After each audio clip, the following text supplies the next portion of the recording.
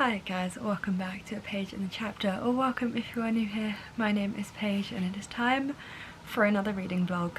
So I have not vlogged today, but I have had the most productive day of reading. So firstly, I read pretty much the entirety of Under a Dancing Star by Laura Wood. I started this last night, read maybe 50 to 100 pages of it last night, and read the rest of it today. So this is a YA historical romance about Beatrice in 1930s England, and her parents exile her to Italy so that she can learn to become a more respectable young lady, because she's very interested in natural history and biology, and that's not seen as ladylike to them. And while she is in Italy, she encounters an artist named Ben, and he decides that he's going to give her the romance that she's always wanted before her parents marry her off.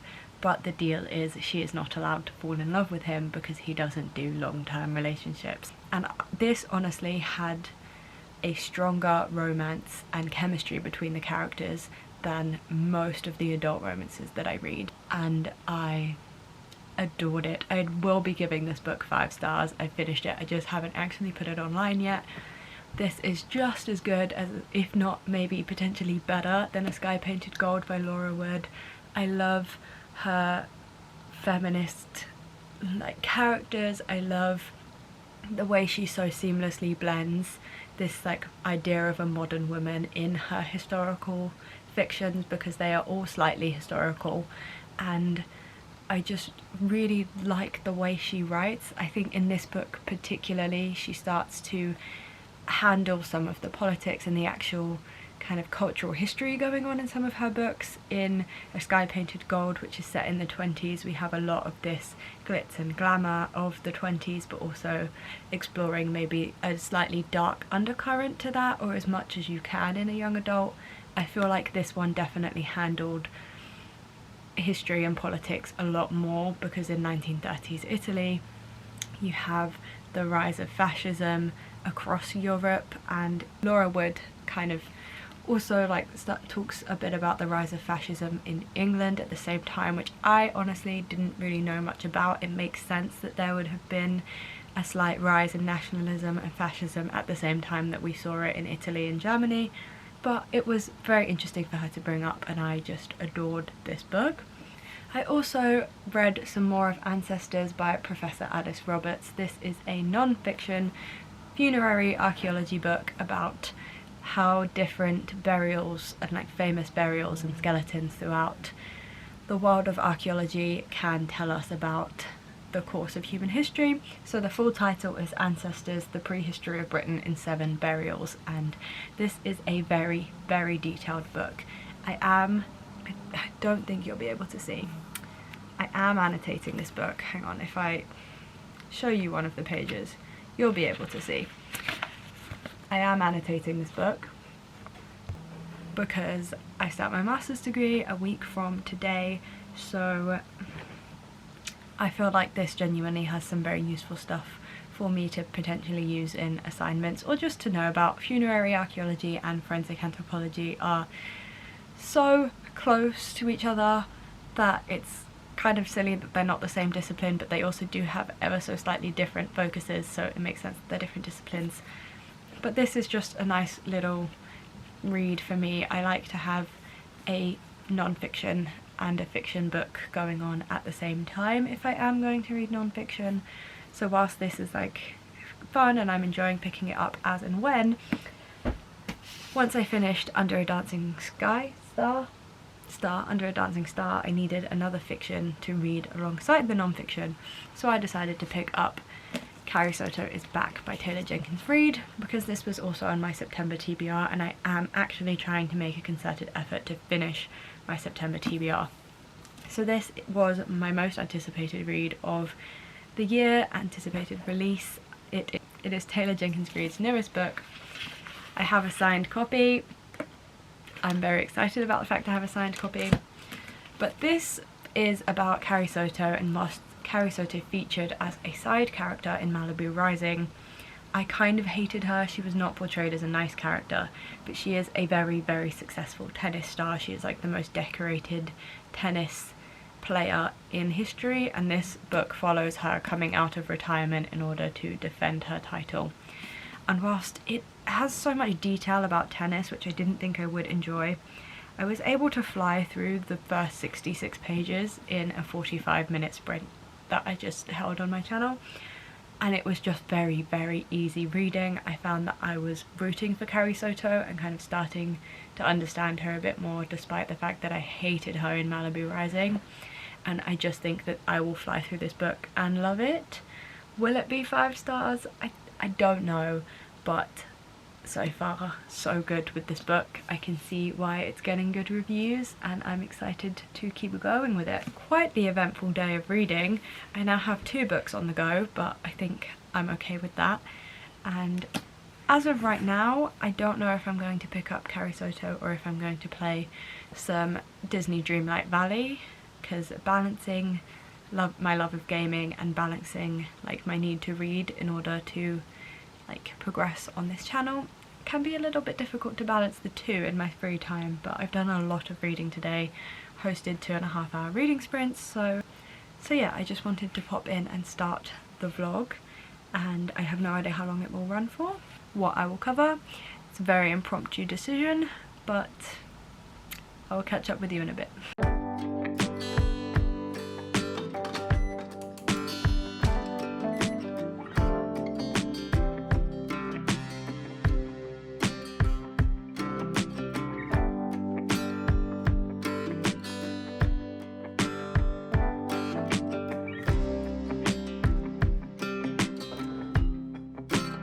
Good morning everybody. I did read another 40-ish pages or so of Carrie Soto. Is back last night. It is this very pretty lavender colour underneath the dust jacket, and I have some thoughts.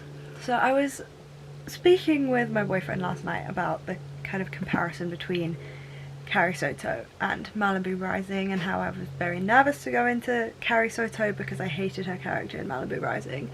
And I was saying, and I was thinking about all of this like Adam Levine drama right now, and what has made it worse is that his this woman that he cheated with has kind of gone on TikTok presenting herself as the victim.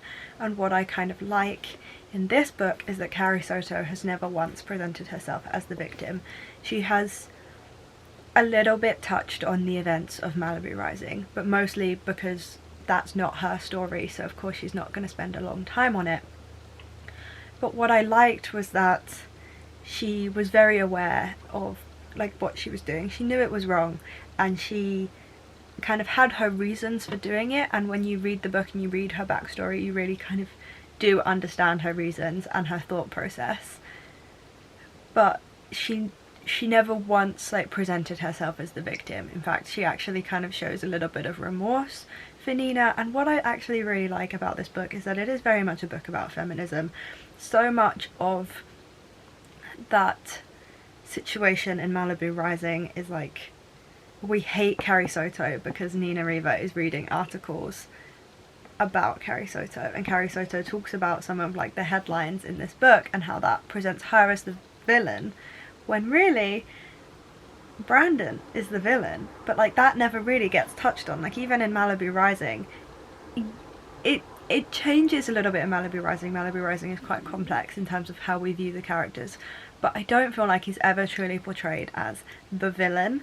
And she was hated by the media because she would never act like she was surprised for winning or she didn't deserve to win. And I do feel like in general women aren't supposed to show that they want to win or they want to earn money. It's supposed to be something that is genuinely shocking to them, and oh my god, like anyone could have won it, even though Carrie Soto knows that she's been training harder than everybody else and she knows she deserves to win.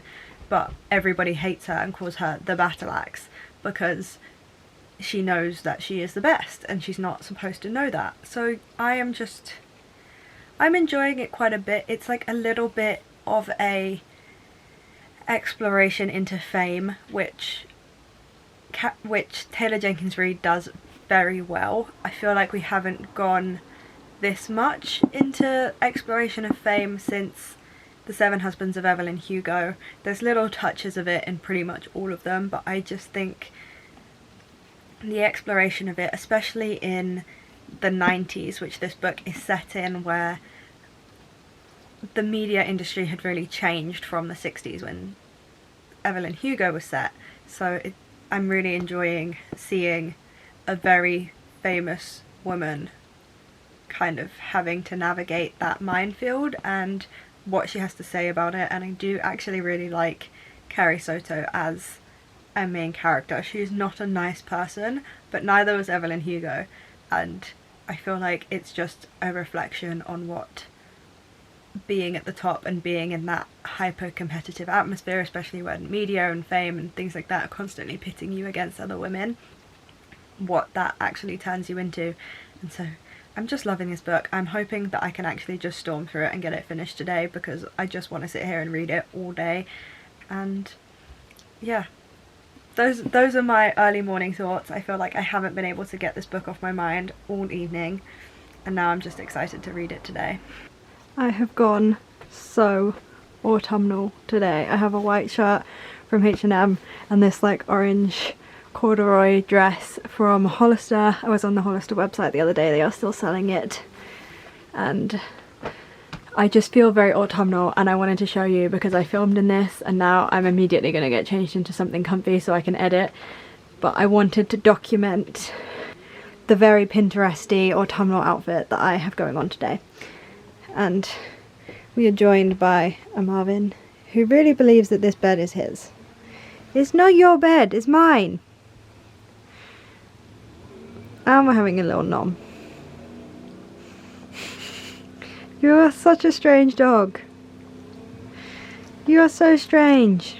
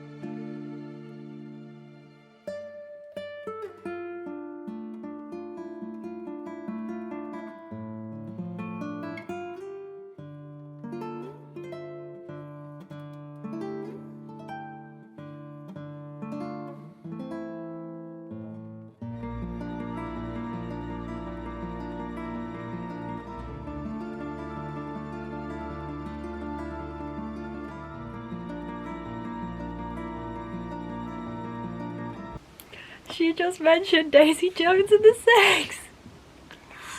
She just goes, the book I bought is an unauthorised biography of Daisy Jones and the Six. Is that like that Daisy Jones and the Six, or is it like a different biography? Like, is that one authorised? I don't know, but I love the Easter eggs. This is why reading all of Taylor Jenkins Reid's books are fun, because she puts in Easter eggs like this. And now, like, back to the regularly scheduled reading.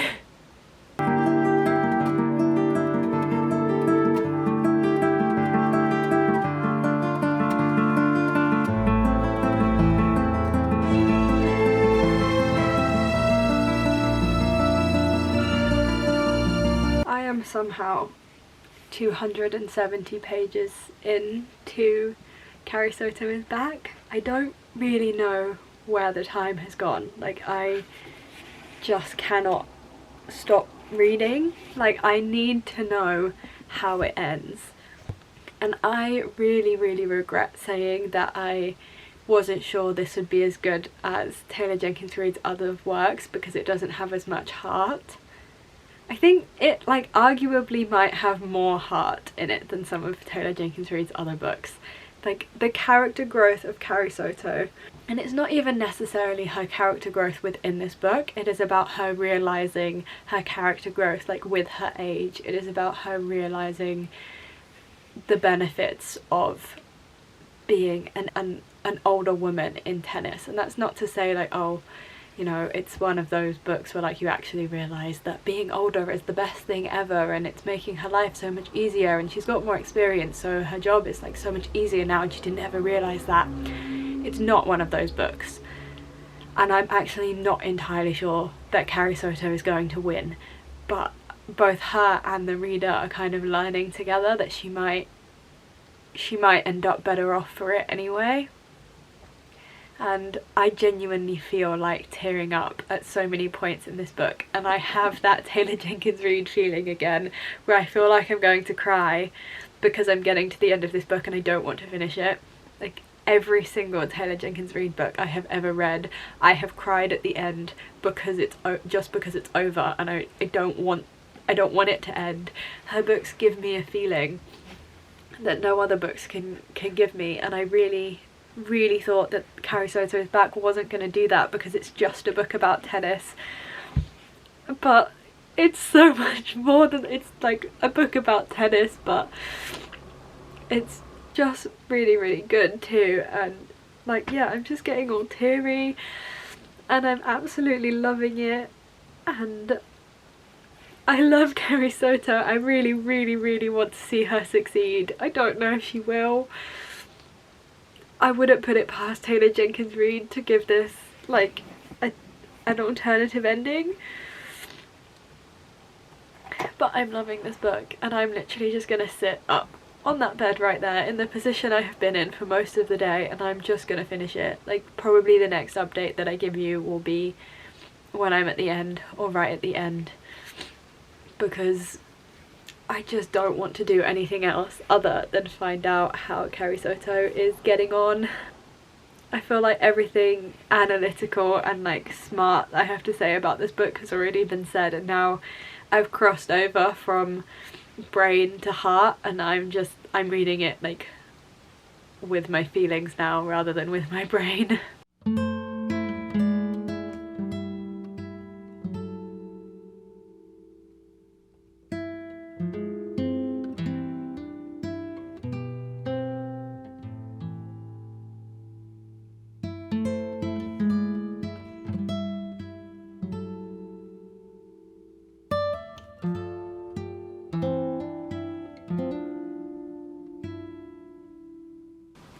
I'm okay. I'm fine. I'm fine. This is an incredible book. This has more heart and depth and bittersweetness to it than any book I've ever read. And bittersweet is always what gets me. Heartbreakingly sad sometimes gets me too, but for the most part it is those bittersweet moments that have like always made me cry in movies, music, books, TV shows. Like, anything that is bittersweet has me like sobbing, and this book was that. I feel like you have seen my reactions to it, you've seen the fact that I can't put it down, you've seen me squealing, freaking out, sobbing my eyes out. That is the only review that you need from me. This is 5 stars. I don't know where it sits in my Taylor Jenkins Reid hierarchy right now after like directly finishing the book. I would go Evelyn Hugo, Daisy Jones, Carrie Soto, Malibu Rising as the order, but I do think that this one is very close to being second. Like, I have to debate with myself whether this is above Daisy Jones or not. It's difficult because I've read Daisy Jones twice. Going off my review of Daisy Jones the first time I read it, this book would be above Daisy Jones. But since rereading Daisy Jones, I enjoyed it a lot more. And so, like, it's, I don't know, it's messing with the ranking a little bit, but do with that what you will. I can't believe I was ever nervous to go into this book. I mean, I'm feeling very sad now, so I kind of wish I hadn't, but I just adored it. I'm going to now make tennis my entire personality, and I think I will probably read XOXO by Axio next, because I need something very fluffy and light-hearted to cheer me up a little bit. So I think that's gonna be the plan. Good morning, friends. I have encountered a problem. I have a book hangover like no other. I don't want to read anything else. I definitely don't want to read XOXO anymore. I kind of read the first like 2 pages and then no. And then I could read some romances, but I don't know if I'm in the mood for a romance. What I'm in the mood to read is Carrie Soto is back.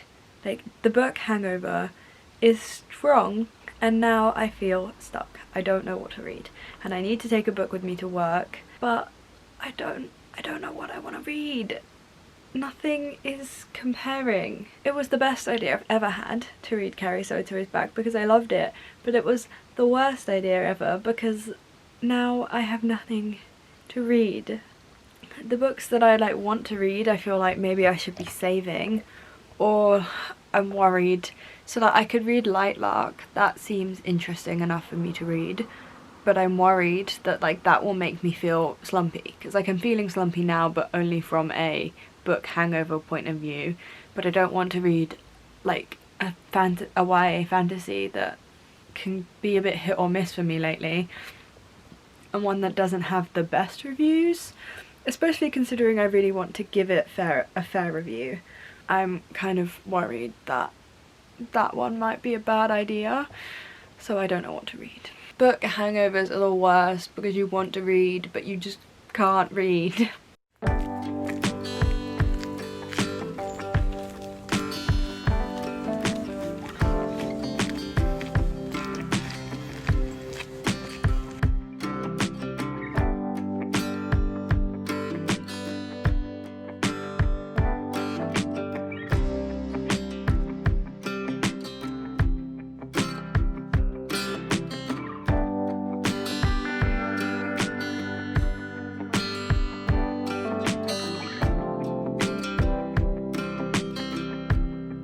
Good afternoon, guys. I have had some trouble getting into this.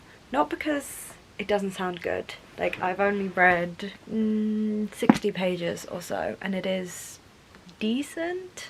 I'm definitely captivated, I'm definitely interested in Lightlark and this like centennial that goes on every year, and the issues that these rulers of these different islands are facing. It's definitely interesting, and I like our main character Isla. She is quite engaging and fun. I'm still in a massive book hangover. Like, I just want to read Carrie Soto is back.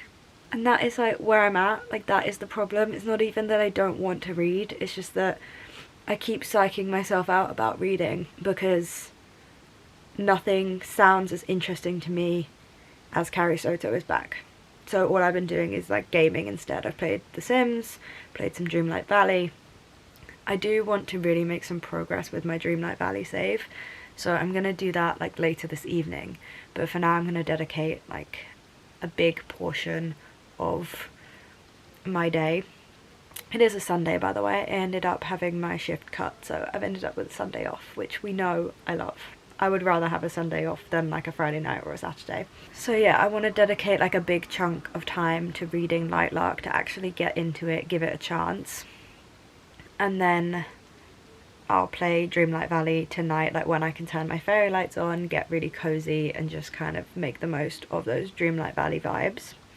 And then I've also today been setting up my academic diary, as you may have seen. So when I had this channel and I did my undergraduate degree, I had very few contact hours because I was doing a Bachelor of Arts degree, and it was a lot of reading and analysis and independent work. And also I started this YouTube channel in the UK's lockdown one, because prior to that I was always scared that people were going to judge me, and in lockdown one it was very easy to forget that the rest of the world existed. So I started this channel because my reading intensified drastically when I had all of that time on my hands. And then when I did my third year of uni, my final year was the only year of university that I had this channel for, and that was entirely online. So I would get out of a Zoom call or a Teams meeting and be able to film a video. And this is the first year of me having this channel where I have also like had to go into uni, and it's not even like walking 15 minutes to campus anymore. I have to commute over an hour on the tube in order to get to uni. Not only that, this will also be the first time that I've had a YouTube channel, classes in person and commuting time, but also like a job that pays me on the weekends, so this is like the first year where I am actually balancing quite a lot of things and my head is getting very, very scrambled. So academic diaries never worked for me in the past, never really had anything to put in them. Like what was I going to put in them before? Just a film video on this date, make sure this video is up on this date, and you have this class on this day. Like I knew that I could just open my timetable app. But yeah, I've just been feeling really scrambled. So I kind of just inputted everything into my academic diary. I've only done this coming week and next week, and then throughout this week I will kind of go further along. I wanted to basically just see what I have this week and next week just written down. I am also using Notion. That is more to keep my classes like organized though. But if you guys want to see how I use Notion, I want to give it a few weeks of me actually like actively using it for university and my master's degree, but then if you would like, I can do a like how I use Notion type of video. So that's basically been my Sunday. My term starts tomorrow. I have my first thing on Tuesday, so I just really wanted to kind of get my brain organized. I was feeling so all over the place. And now I can just sit down and read Lightlark. I don't really have any thoughts on it right now. Our main character seems a little too perfect right now. It's feeling very like 2014 YA, and like you have this super badass character who is super good with knives, and she doesn't have this horrible curse that's been placed on her, even though it's been placed on all of the other people in her realm, and that makes her like the chosen one. Like she is a little bit too perfect in my opinion. But so far I am really intrigued by the story and I do want to continue. It's just my book hangover that has prevented me from reading these past couple days. So I'm gonna go into it now and catch up with you in a couple hours when I've hopefully put a big dent into this. I'm hoping to get to like page 150 or so. Many an hour has passed. I am only 100 pages into Lightlark though.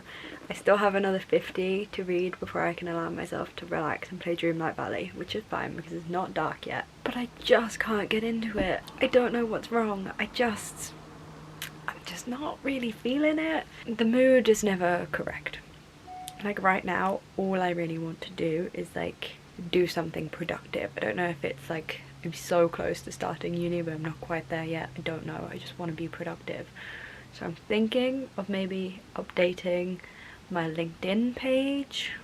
All of the experience on there is up to date, but like I could update the personal statement bit, maybe make that a bit more. I haven't updated it since I graduated uni, so I should probably update that. And then after I've done that, I will have no excuse. I will read the next 50 pages of Lightlark. It's not that I think it deserved the immediate hate that it got. I don't think anyone deserves hate, and I definitely don't think that that hate should be surrounding TikTok, and like an author wanted to post about her book on TikTok and you all read it and decided that it wasn't as good as it was marketed to be, so you're gonna trash it. Like, I'm sorry, I don't think any book is going to be as good as it's marketed to be. That is the point of marketing. But I can see why this kind of did disappoint or did get lower reviews, because it's just not grasping my attention right now. I think having the whole like centennial competition go on for 100 days and for the first 50 days they're not allowed to kill each other is just a waste of time. Just have it be 50 days. I get that doesn't have the same ring to it as every 100 years it's a 100-day competition. It's just a little boring. 100 pages in and nothing has really happened. It's been like a lot of really like small events, and I don't know, I'm kind of bored. I don't really care anymore. I also think that I have worked out the plot twist. If Miss Alex Aster is taking some tips from her friend Chloe Gong, then I know exactly what the twist is gonna be. I kind of want to read it till the end now to see if I'm right. I'm not DNFing it, but I definitely don't have a high opinion of this book right now. I have reached the 150 page mark. I can allow myself to play Dreamlight Valley now without feeling too guilty. It has been a somewhat productive reading day, but I still can't say with any certainty that I like or dislike this book. It just feels so meh. It's feeling like a 2-star review is what it's feeling like, but I will say it is starting to pick up. I really want to see more of Isla and Grimm, and we're just not getting enough of it. Is there going to be a sequel? Is that why? Is it all just going to suddenly happen at once? Like, is it not supposed to have a romance, but yet there are such strong hints of a romance? Like, I really want to read about that, and instead I'm getting other stuff that I'm not interested in. I've now reached like the 50-day point of this like centennial, so I'm hoping that the book will pick up now and things will just like really get going. Those are my thoughts. Now I'm going to play some Dreamlight Valley and probably get a hot chocolate too, because it is a cozy Sunday evening.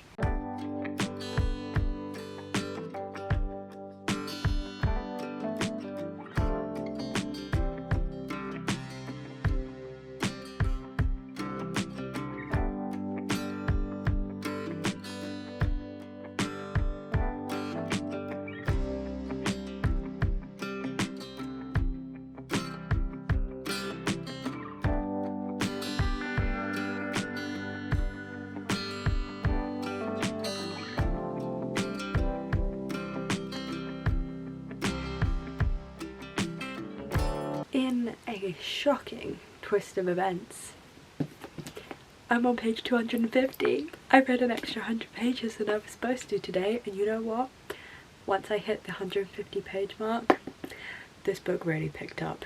Now I completely understand if you do not want to like read 150 pages of like slightly boring before things start to pick up. Very valid, but I'm kind of getting into this now. Is it going to be the best book I've ever read? No. Am I going to be giving it 5 stars? Also no. I no longer want to DNF it. I am very intrigued to see what happens, and I've got to say Alex Aster's writing is actually very good and the world building is incredible. The politics and the different threads and just how the island of Lightlark and the Centennial is structured, and the amount of politics and political history and social history that each island and like faction of this kingdom has to have in order for this story to work. It's a lot, and it's not brushed over either. Our main character Isla is a young ruler and has a lot of questions, and she's asking these questions and she is finding out about the different politics of the different factions. I feel like Alex Aster could have brushed over all of this political history, and she's not, and I'm sure it will all come to a head at some point, but for now I am just like, the world building is really good, and a lot of thought clearly went into this. Definitely does not deserve the hate that it has been getting, because it is a very well thought out book. So yeah, I'm very excited that I am now on page 250. Exactly how much do I have left is the question. I have about 150 pages left. I can do that. I did that today. I can do that tomorrow or the day after. This is a strange twist in my evening. Last time I filmed a vlog clip about the book anyway, really didn't think I'd be doing any more reading today, but I just decided to pick it up and give it another little stint. Maybe giving myself a deadline of 150 pages was kind of what hampered my enjoyment. I honestly don't know, but it's like a switch just flipped. I really enjoy it now. So I am going to end this vlog right here. I've made much better progress with Lightlark than I anticipated that I would, especially given the getting over of the book Hangover. I feel like I've done a lot of reading. Like, I don't feel like I've done a lot of finishing of books this week, but I do feel like I've done quite a bit of reading. But it's hard to tell, my week is feeling very scrambled right now. But yeah, given how I was feeling after the end of Carrie Soto, I'm quite impressed to be on page 250, and like, I will even give you the proof. Definitely picked up. I'm looking forward to getting another big chunk of it read this week, which there will be another reading vlog for. So thank you for joining me for this impromptu kind of all over the place reading vlog. I do hope that you have enjoyed watching it and seeing my reading this week. If you guys like seeing reading vlogs, you did enjoy, you want to see more, then do please feel free to hit that big red subscribe button down below to stay tuned for future content. Also, if you did enjoy this video, then be sure to hit the thumbs up button down below. It is a very, very helpful little button, and hopefully something about this video has been enjoyable for you. I hope you guys are having a fantastic week, you are enjoying everything you are reading, and there are no reading slumps in your future. And I will see you for my next video. Bye guys.